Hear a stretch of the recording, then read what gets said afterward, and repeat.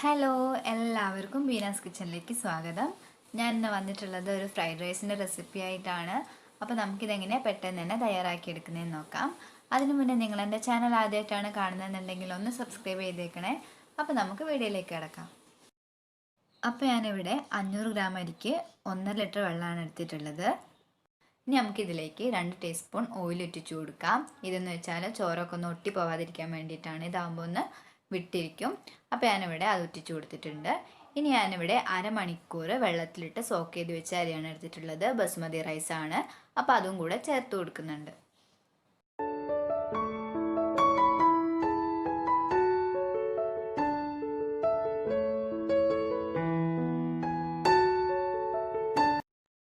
അപ്പോൾ ഞാൻ അരിയെല്ലാം ഇട്ട് കൊടുത്തിട്ടുണ്ട്. ഇനി നമുക്കിതിലേക്ക് ആവശ്യമായിട്ടുള്ള ഉപ്പും കൂടെ ചേർത്ത് കൊടുക്കാം. അതിനുശേഷം ഒന്ന് ഇളക്കിയിട്ട് വേവുന്നത് വരെ അടച്ചു വയ്ക്കാം.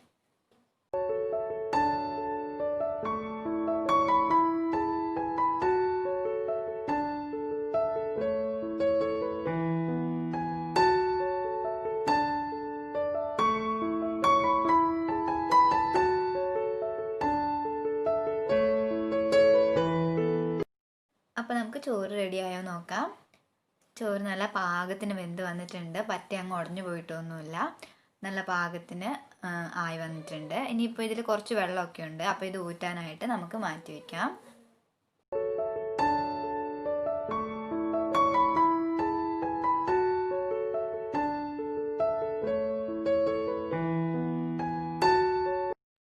അടുത്തതായിട്ട് ഞാനിവിടെ ഒരു പാൻ എടുത്തിട്ടുണ്ട്. 500 ഗ്രാം അരിക്ക് 5 കോഴിമുട്ട വീതമാണ് ഞാൻ എടുത്തിട്ടുള്ളത്. ഇനി നമുക്കിതൊന്ന് ഒഴിച്ചെടുത്തതിന് ശേഷം ചെറിയ ചെറിയ പൊടികളാക്കി എടുക്കാം.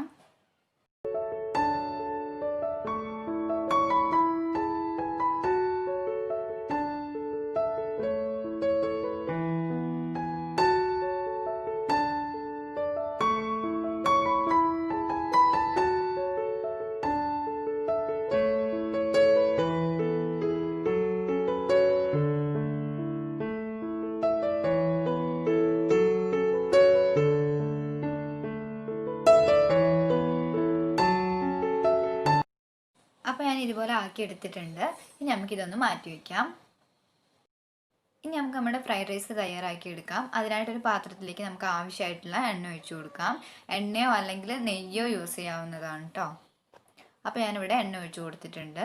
ഇതിലേക്ക് 2 ചെറിയ ക്യാരറ്റ് ഇങ്ങനെ ചെറുതായി അരിഞ്ഞത് ചേർത്ത് കൊടുക്കാം. എന്നിട്ടൊന്ന് മിക്സ് ചെയ്ത് കൊടുക്കുക. അതിനുശേഷം ഇതിലേക്ക് 4 അല്ലി വെളുത്തുള്ളി ചെറുതായി അരിഞ്ഞതും കൂടെ ചേർത്ത് കൊടുക്കാം.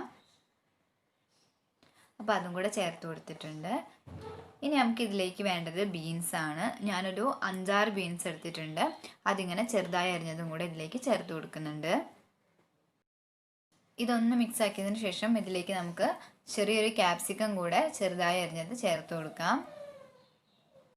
ഇനി ഇതിലേക്ക് ഒരു 1/4 കഷ്ണം ക്യാബേജ് ഇങ്ങനെ ചെറുതായി നീളത്തിൽ അരിഞ്ഞതും കൂടെ ചേർത്ത് കൊടുക്കാം. അതിനുശേഷം ഇതെല്ലാം കൂടെ നന്നായി ഒന്ന് മിക്സ് ആക്കി കൊടുക്കാം.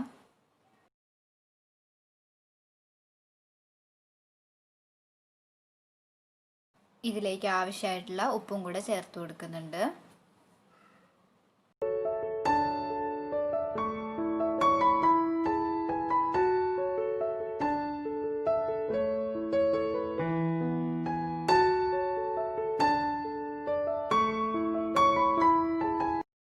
ഇനി നമ്മൾ നേരത്തെ തയ്യാറാക്കി വെച്ചിരിക്കുന്ന മുട്ടയും കൂടെ ഇതിലേക്ക് ചേർത്ത് കൊടുക്കാം. എന്നിട്ട് ഇതെല്ലാം കൂടെ നന്നായി ഒന്ന് മിക്സ് ആക്കി എടുക്കാം.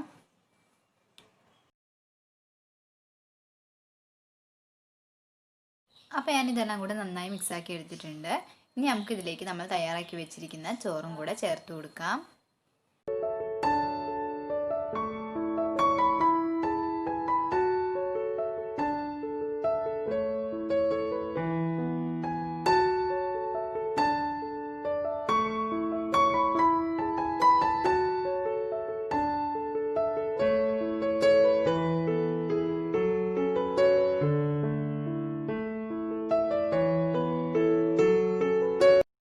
അപ്പോൾ ഞാൻ ഇതെല്ലാം കൂടെ നന്നായി മിക്സാക്കി എടുത്തിട്ടുണ്ട്. ഇനി നമുക്കിതിലേക്ക് ഒരു 1 ടീസ്പൂൺ കുരുമുളക് പൊടി ചേർത്ത് കൊടുക്കാം.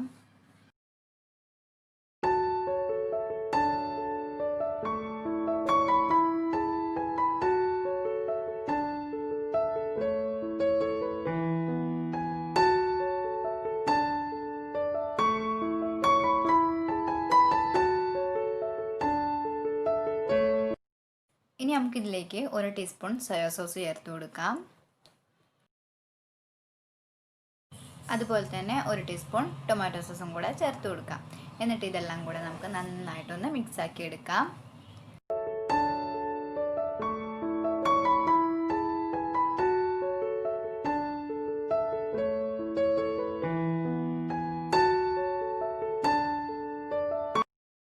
അപ്പോൾ നമ്മുടെ ഫ്രൈഡ് റൈസ് ഇവിടെ റെഡി ആയിട്ടുണ്ട്.